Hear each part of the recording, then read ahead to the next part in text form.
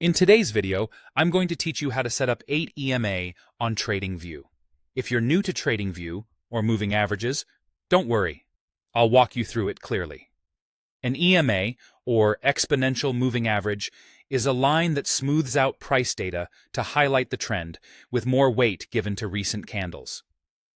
The 8 EMA is a popular short-term indicator used to gauge momentum and see quick shifts in direction. Setting it up properly only takes a moment.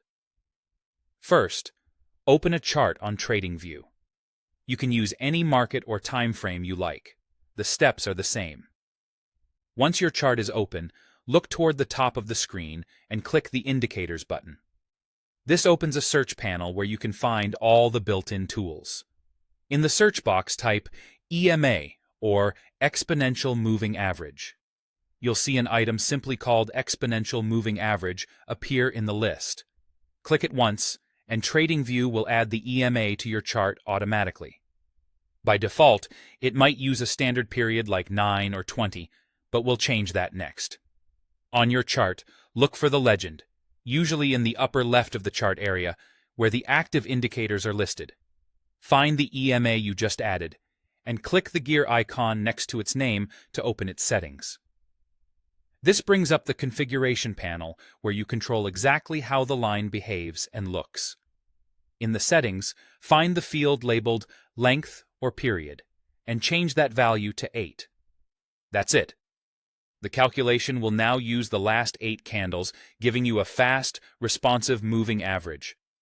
While you're here, it's a good idea to make the line stand out visually.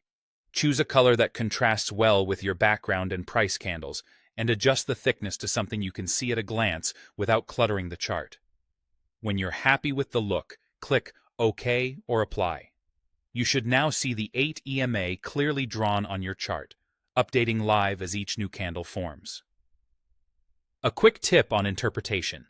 Because it's short-term, the 8 EMA tends to hug price closely. Many traders watch how price interacts with this line. Staying above it can indicate strong near-term momentum, while dipping below may hint at a slowdown or pullback. Of course, always consider it alongside your broader analysis. That's all there is to it.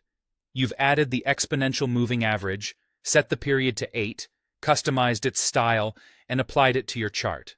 Thanks for watching, and happy charting.